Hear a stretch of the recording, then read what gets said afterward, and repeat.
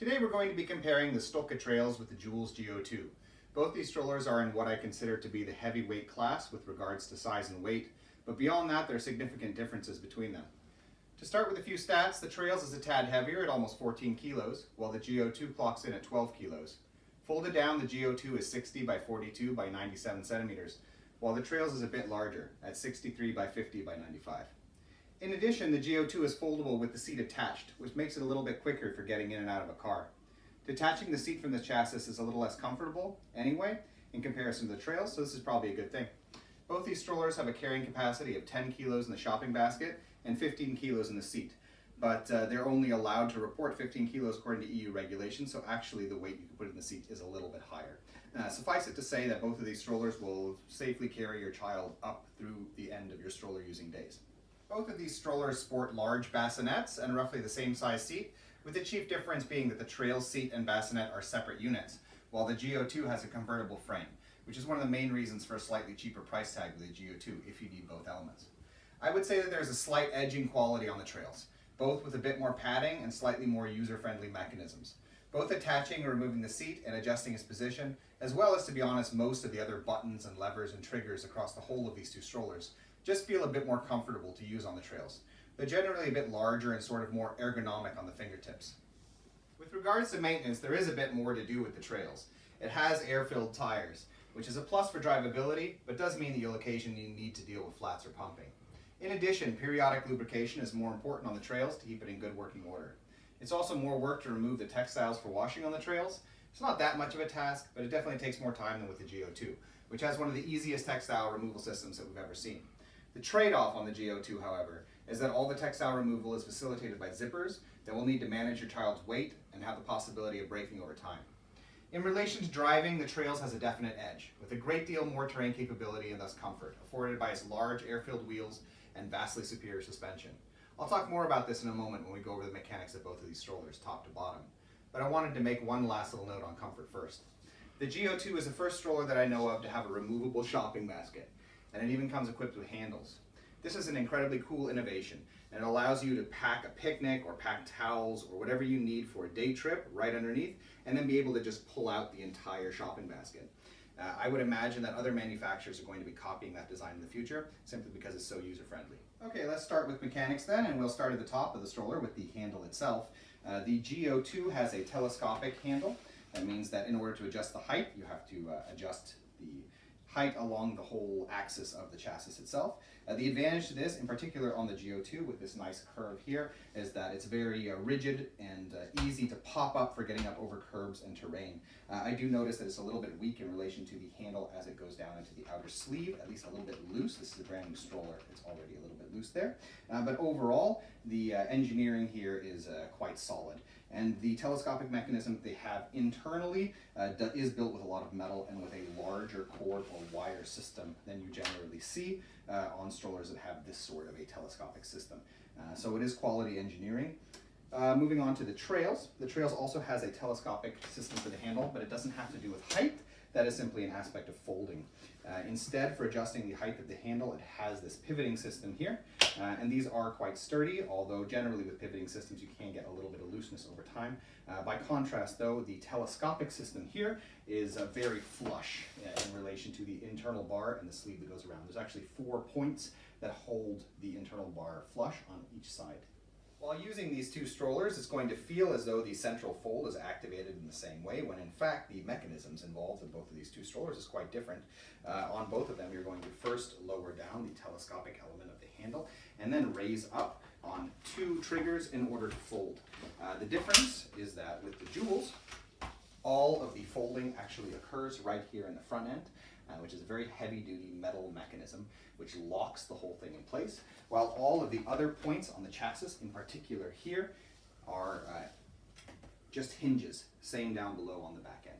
So that point locks, and then all the hinges are simply held in the proper configuration as a result of its locking. This is very intelligent from an engineering standpoint because it reduces the amount of complex mechanisms in various places on the stroller that can go wrong. Hinge, there's very little that can go wrong, and if you need to fix it, it's just a matter of re-riveting the hinge generally. And the only point at which it's locking is, again, made of very heavy-duty metal. One possible negative over time, but it will take time in order to see whether it is a negative, is that with the single locking point at the front, if these hinges do begin to weaken here and here, as well as the triple disc system at the bottom and the back, you might wind up with quite a rickety stroller, which kind of feels as though it has only a singular focused point of solidity or rigidity at the front middle, and then the rest could wind up feeling a bit wobbly all around that point. But it's going to take time to see that, and in general it is, again, a very simplistic and intelligent and sturdy engineered folding system. The Trailz is also quite sturdy, but it does rely on separate mechanisms. So you're going to, again, depress the two telescopic triggers on top. You can lower the handle, and then there are two triggers on the side, and these two are separate. They are very simple inside. It's just a matter of a pin locking this angle into place. But again, since it's not just one mechanism that's locking, it's multiple, you do have more places that things can go wrong with the stroller. But they have been re-engineering all the systems on the Trailz now for several years, and it is quite sturdy. Okay, we're going to be having a look at the lower back end of each of these strollers now, and a few things in the lower back end: the back wheels, the suspension, and the brakes. We'll start with the brakes. So the Geo 2 has a completely new and unique brake system that I haven't actually seen before on any strollers. It also has to do with the locking of the back wheels in place, and I'm going to show you what I mean. So when you activate the brake pin or the brake pedal in the middle, there are no pins that actually pop out the side here. It just activates an internal pin here that is connected to this entire wheel assembly. So all of the braking of the wheels themselves actually occur within this unit. The brake pin is in here on this disc, and it pops into the wheel when you activate the brake lever. What's nice about this is that you don't have any sort of problems where the brake pin, as it extends from the chassis and connects to the wheel, is bending as a result of just natural weight and stress on the wheel itself.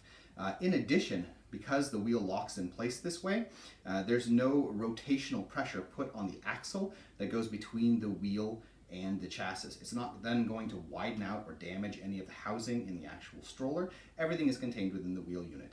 And the actual rotation is a fixed point between this inner disc and the wheel itself. And whenever you have sort of this fixed setup here, it means that they can use wave washers or other sorts of things to press in tighter and keep that point from loosening. So the chance of actually getting problems with like wobbling wheels or loose back wheels on the Geo 2, at least theoretically from an engineering standpoint, I think it's going to be very doubtful you'll have those sort of problems with the Geo 2. Let's pop it in place. Okay, Trailz by contrast. Trailz has actually redesigned their brake system last year because they were having some problems where the brakes wouldn't release on one wheel. Since that redesign, you haven't been getting those problems on the Trailz. Trailz have a more traditional system. It's also quite simple. It doesn't involve any wires. It just involves pins that run out along the length of the lower end of the chassis into the wheels. This is just kind of a very traditional system. Before the redesign, as I said, there were some problems. It's hard to say really which one is better because the Geo 2 is such a new design, so there could be problems that could occur in the future. From a theoretical standpoint, I really like the Geo 2 brake system, but because there has been a redesign on the Trailz in order to fix bugs that they did find for a few years, I can't really say that the Trailz has an inferior brake system. Okay, looking at suspension, the Trailz has a large dedicated suspension unit right in the center. This coupled with air-filled tires on the back wheels is going to make this very terrain capable as a stroller.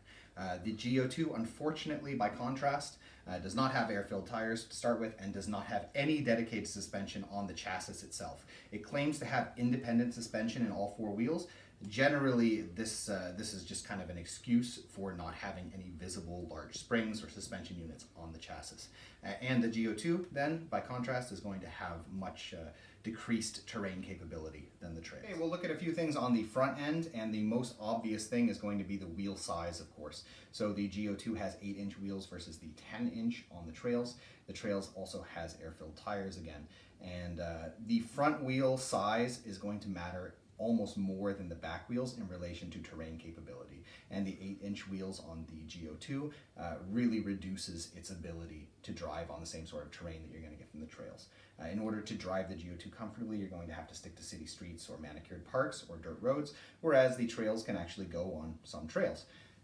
Okay, beyond the size of the front wheels though, the next most important thing in my opinion is how the wheels attach to the stroller and what sort of inbuilt protections there are against the axle widening out the housing and causing the front wheel to be loose, because this causes all kinds of problems when you have 4-wheel front swivel wheel models. So on the Trailz, this did have problems in this respect up until some of the changes that they made about a year ago. At this point, there is a big fat suspension pad here on the front, which puts pressure as you push the wheel fork up into place into the front frame, and that is its protection against that axle widening out the housing inside as you use the stroller. The Geo2 has a genius idea for this, and that is that it has on the wheel fork itself the axle looking like this, like a tube, and then there is a second axle that sticks out of the front frame, and there's a well for the tube-like axle on the top of the fork. What this means in practice is that when this wheel is connected, it's being held both from the outside and from the inside, and I have a strong belief that you're not going to wind up with any sort of wobbly problems on the Geo2 simply as a result of that sort of a locking mechanism. So really both the front and the back wheel locking mechanisms, or the ways they attach to the chassis, are really innovative and really built to last. When you're looking at the swivel lock itself, the Geo2 has an on-off system with this button here. Press it once, click it on, press it again, click it off. I don't like the on-off element of this, because if you get sand and grit inside around this button, the plastic can deform and then the button can get a bit stuck. On the other hand, I do like that, okay, when you lock the swivel wheel, there's a pin that pops out the bottom. I do like the fact that they put metal in the well here for that pin, because a lot of times when you have swivel lock mechanisms, it can tend to wear down the plastic and rub it off, and then the wheel won't lock in place any longer. The Trailz, by contrast, has actually a bit of an inferior swivel lock system, and a lot of people say that the button is a bit hard to press. So you pull up on this button in order to lock it into place, press it down to unlock it. And that button's a little bit hard on the fingers, and the pin is actually made of plastic, although it is larger and it has a tendency not to wear down, but it is definitely an inferior mechanism for locking the front swivel wheels. So which of these strollers is right for you? Before going into that, I'd like to note that I've skipped over the 2-child convertibility on the Joolz. The reason for this is that I'm not a fan of inline double or convertible strollers in general, and particularly I'm not a fan of the Joolz as a double stroller. The second seat, which replaces the shopping basket, sits a bit too far back for comfortable strolling, and it's also a bit too low to the ground.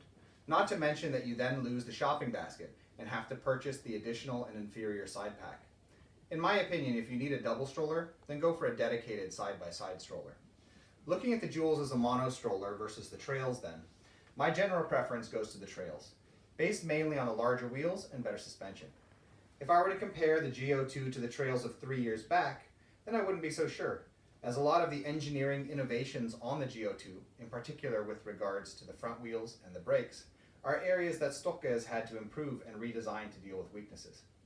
At this point, even though the Geo2 is a very strong and cleverly designed stroller, its size and weight really would have required more terrain capability to make it competitive. Without bigger front wheels and better suspension, it's instead sort of in a gray zone, not big enough to run with the big boys, but too chunky for the mid-sized speeders. I hope this video was interesting to you, and if it was, we ask that you subscribe, as it helps us continue making videos in the future. Thank you.